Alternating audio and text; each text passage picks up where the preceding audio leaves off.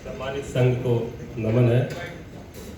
इसके बाद ये आरके बहुत सर तैयार रहेंगे। हम लोग समय का ध्यान देंगे, अपनी बातों को संक्षिप्त में रखना है। इसके बाद हम लोग इत्मीनान रखेंगे। वो मेन कॉन्सेप्ट होगा, मुख्य कॉन्सेप्ट, उसको हम लोग ध्यान से सुनेंगे। हाँ सॉरी कि मैं संघ का पंजीकरण कभी नहीं होगा, इस पर कुछ विवाद रखूं। अभी शुरू से लेके मैं देख रहा हूँ कि और खासकर अनिल कुमार सर जो फर्रुखाबाद से आए हुए हैं, उन्होंने संगठन पे बहुत ही अच्छी तरीके से बताया कि संगठन क्या होता है और संघ क्या होता है। यहाँ की बात चलिए, तो संगठन में रजिस्ट्रेशन इसलिए आवश्यकता होती है कि वहाँ पे एक कार्यकारिणी कार्यकर्ती, जिसमें अध्यक्ष और तमाम लोग होते हैं, वो कार्यकारिणी संगठन का नेतृत्व करती है। संघ में क्या है, ये भगवान बुद्ध के समय से है। और जैसा कि उनके अंतिम समय में लोगों ने पूछा था कि भगवान अब क्या होगा हम लोगों का, अब हमारा नेता कौन होगा, तो भगवान ने कहा था कि अब संघ हमारा नेता होगा, संघ हमारा नेतृत्व करेगा। तो उसी तरीके से ये संघ है। संघ में यहाँ कोई एक व्यक्ति नेता नहीं होता, दो चार व्यक्ति नेता नहीं होता, यहाँ कोई कार्यकारिणी नहीं होती, पूरा का पूरा संघ ही नेता होता है। पूरे संघ के नेतृत्व में यहाँ पे सारे काम चलते हैं, इसलिए यहाँ पे इसकी पंजीकरण की जरूरत नहीं पड़ती है। धन्यवाद। मेरी बातचीत में मेरी कोई त्रुटि हुई हो तो मैं संघ से क्षमा प्रार्थी हूँ। संघ में क्षमा करें, क्षमा करें, क्षमा करें। साधु साधु साधु।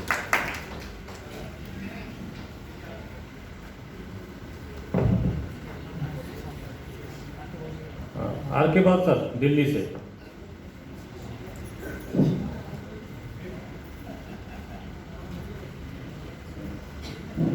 इसके बाद वीरेंद्र सिंह सर तैयार रहेंगे। संगम नमामि।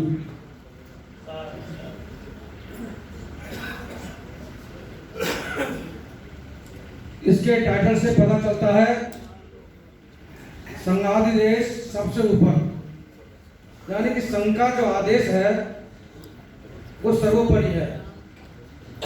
किसी एक व्यक्ति का कोई आदेश यहां नहीं चलता।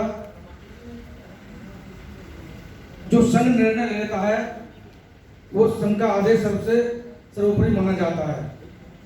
संघ एक गण है। संघ में गण में जो व्यक्ति आते हैं वो संघी कहलाते हैं। संघ दो या दो से अधिक लोगों से मिलकर बनता है। संघ लोगों का भी हो सकता है, पशुओं का भी हो सकता है, पक्षियों का भी संघ हो सकता है। संघ तो किसी का भी हो सकता है, लेकिन आदेश जो होगा वो संघ में संघ का ही होगा।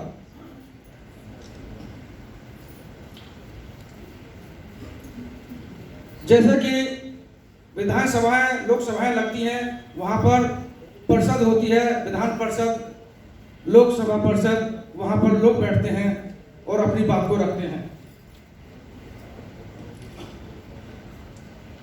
लोकसभा और विधानसभा में जो लोग बैठते हैं वहां लोग परिषद और विधान परिषद उनको बोलते हैं।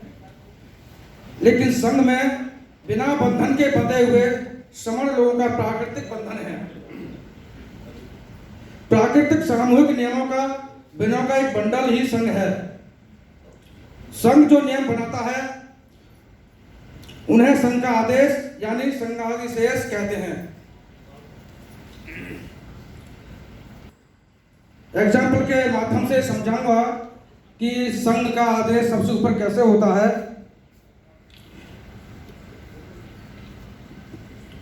जब रोहिणी नदी का नाम आप सबने सुना होगा, जो नेपाल और भारत के बॉर्डर के पर स्थित है, उस नदी के एक तरफ को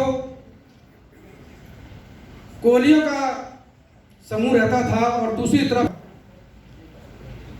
वो दोनों ही वो कबीले हुआ करते थे। स्थान पर वो कबीले उस नदी के पानी से अपने खेतों की सिंचाई करा करते थे। एक बार किसी कारण से उनका विवाद इतना बढ़ा पानी के ऊपर, तो बढ़ते बढ़ते वो युद्ध की स्थिति ले चुका। यहां तक साथियों ने अपनी एक सभा बुलाई और युद्ध की घोषणा कर दी। युद्ध की घोषणा कर दी। दो गौतम सिद्धार्थ थे, जब तक भगवान बुद्ध नहीं थे, उनको भी इसमें पूछा गया कि आपकी क्या राय है। गौतम बुद्ध उन्होंने साफ मना कर दिया कि मैं युद्ध के पक्ष में नहीं हूं। जब युद्ध के पक्ष में नहीं है तो फिर आप क्या करोगे? उन्होंने कहा कि अगर वार्तालाप से सुझाव हो जाता है तो ठीक है, अगर नहीं होता है तो फिर मैं युद्ध के पक्ष में बिल्कुल नहीं रहूंगा। आप ये देखिए कि यहाँ पर एक राजा, जो शुद्धोधन राजा थे, उनका बेटे सिद्धार्थ, संघ ने ये निर्णय लिया कि सिद्धार्थ गौतम ने संघ का आदेश नहीं माना, संघाधिशेष को नहीं माना है, उनके ऊपर कार्रवाई की जाए। कार्रवाई हुई। कार्रवाई में कोर्ट मार्शल हुआ और कोर्ट मार्शल के बाद उनको 3 प्रकार की सजा सुनाई गई। पहली सजा थी सेना में भर्ती होकर युद्ध के लिए तैयार रहें। दूसरी सजा थी फांसी या देश निकाला। तीसरी सजा थी उनके परिवार की पूरी संपत्ति को कुर्क करना। तो तथागत बुद्ध नहीं बने थे जब तक वो सिद्धार्थ थे, तो सिद्धार्थ गौतम को ये जब 3 सजाएं सुनाई गई तो सिद्धार्थ गौतम ने कहा कि अगर गुनाह मेरा है, गलती मेरी है, तो सजा मुझे मिलनी चाहिए, परिवार को नहीं। उन्होंने दूसरी सजा देश निकाला को स्वीकार किया। देश निकाला स्वीकार करने के बाद उन्होंने अपना राज्य भी छोड़ा, माता पिता को भी छोड़ा, अपने बच्चे को भी छोड़ा, पत्नी को भी छोड़ा, सबको छोड़ा। यानी कि संघ के आदेश के आगे चाहे कोई राजा हो, चाहे कोई रंग हो, आदेश संघ का ही सबसे ऊपर माना जाएगा। कोई ये सोचे कि राजा का बेटा है, इसको माफ कर दिया जाएगा, कभी नहीं हो सकता वो। क्योंकि जब इतने बड़े शुद्धोधन राजा के, जिनके यहाँ 1-1 हजार बैलों के साथ खेत की जुताई होती थी एक टाइम पर, उनके बेटे को भी सजा हुई। तो संघ का आदेश सबसे सर्वोपरि माना गया। सजाएं सरकारी नौकरियों में भी होती हैं, जैसे तड़ीपार। आज भी अलग अलग तरह की सजाएं होती हैं और वो भारत में चलती रहती हैं।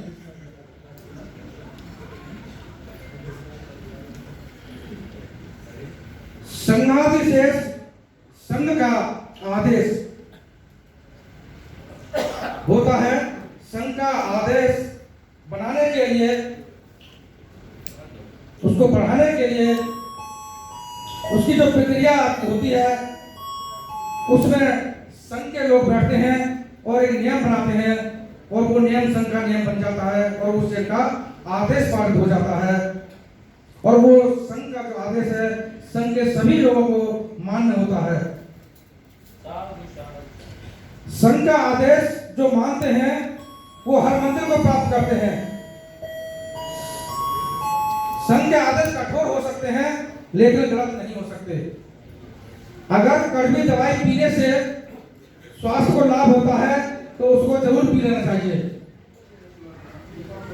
यानी संघ के बिना कठोर हो सकते हैं लेकिन फायदा अगर उनसे मिलता है तो हमें संघ के नियमों को मानना चाहिए। संघ ने हमें पहले भी बचाया है और संघ अब भी बचाएगा और संघ हमको आगे भी बचाएगा। मेरी बातों में अगर कहीं त्रुटि आई हो तो मैं संघ से क्षमा चाहता हूँ। संघं नमामि, संघं नमामि, संघं नमामि। साधु साधु